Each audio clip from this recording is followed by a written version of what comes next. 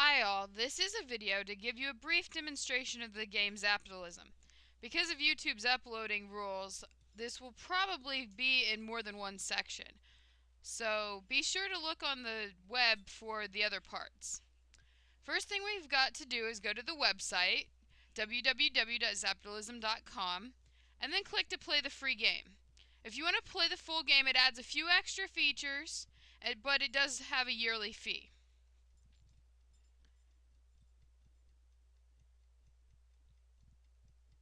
Now the first thing that we have to do is start a new game and then choose what difficulty level we want. In a tutorial game, it will take you through step by step all of the different things that you're able to do with the game, and it will provide some tips on what might be good things to buy and poor things to buy. Let's go ahead and click Novice. Now you can play more than one player if you so choose. I'm going to click 3 players so that I can show you how the player turns rotate, because they don't always go in order. For each player, they will get to choose which company they want to run. Each company will have a special ability, which you can click down here. This will tell you what special ability that the player has that might help you. In this case, they spend less on store image maintenance and public service. More about that later. Let's go ahead and run this store, and then we'll select a couple of others. Special ability for Grunion is that their bids appear 10% higher than what they actually pay. So let's run that store, and let's run Briggs Brothers. Special ability here is they spend less on employee wages.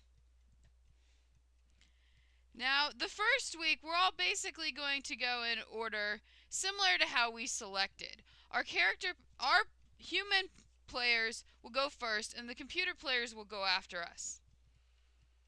You can tell whose turn it is by looking at the icon on the left-hand side. Each turn, it will tell you how the wholesaler decided to give priority to the stores. This is what causes the turns to rotate differently each time. In this case, it's highest growth potential. The first place you want to visit is the Royal Wholesaler. By clicking here, you are able to fill your store with supplies. Each supply that you click on will provide a graph. This is the amount of supply in the area. This is the total demand. Since the demand is a lot higher than the supply, this would be a good purchase. But let's look at what the others have as well. Same is true here. The supply is higher. The demand is higher than the supply. However, not as much.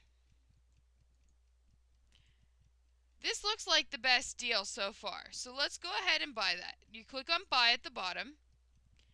Now the lower gives you a fourth, middle half, and upper fills your store. Let's go ahead and buy all the same product. Now it shows us that our shelf space is 100% full, and it gives us a list of all the products in our store. Clicking the back button takes us back to the main screen. Now there are a few other things to visit. Each of these buildings has a special task that it does. The red building is the ad agency, and we'll decide how much advertising that we want to place in the papers, basically. The ad that you place will remain the same until you either run out of money or until you change it. Let's go ahead and place an ad, and we'll just pick the lower one right now. If a student wants to select something else, they can highlight this and type in a number. Now it tells us that our ad budget is 1,250 Zables, and it's going to remain the same until we change it. Clicking the back button, we can come up and look at the insurance company.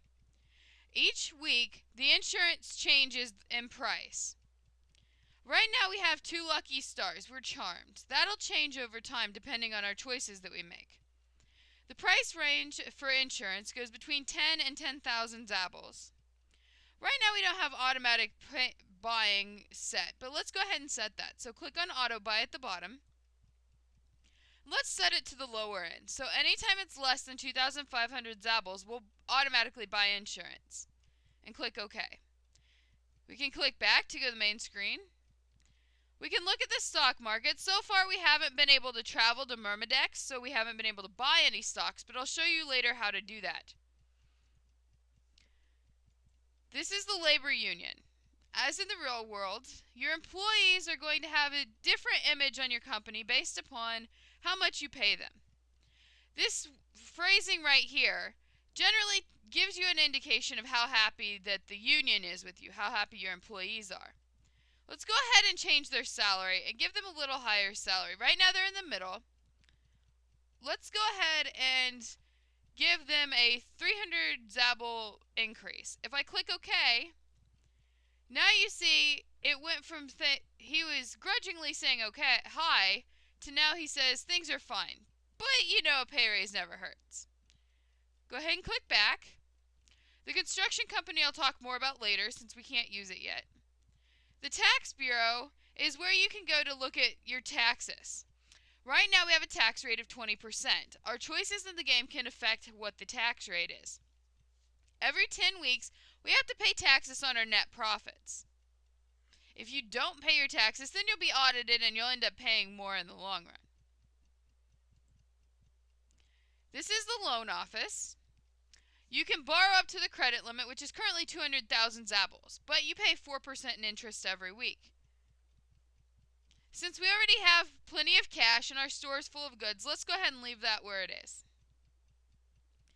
The blue building down here gives you two different options. First, it allows you to choose where you want to travel. Traveling costs money for all except one of the player teams. Let's go ahead and go to the Hermit Pit, since that's the cheapest, but it'll take us 2 weeks to get there. Once we've selected where we want to go, we can click on Set Sail. Now if we want to see the current events, we click on the same button, and then select Current News.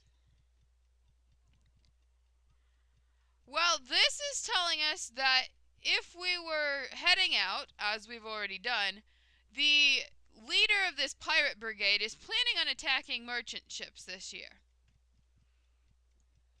So that means that our person that we just sent out might run into some trouble on the seas. Clicking on the green building is the accounting office. And we can decide what kind of store that we want. We can go with the tacky store, or we can go with a fancy store, or anywhere in between. Let's go ahead and do a fancy store for this player. Now, as you saw, the cost every week is going to increase. We'll do tip-top shape for our maintenance, and we'll be a great philanthropist. Right now, nobody has much to say about our store, but that will change.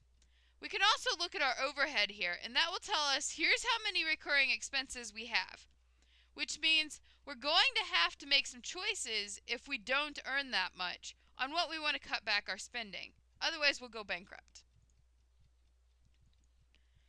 We can also look at the import agency, but there's not much it'll let us do right now.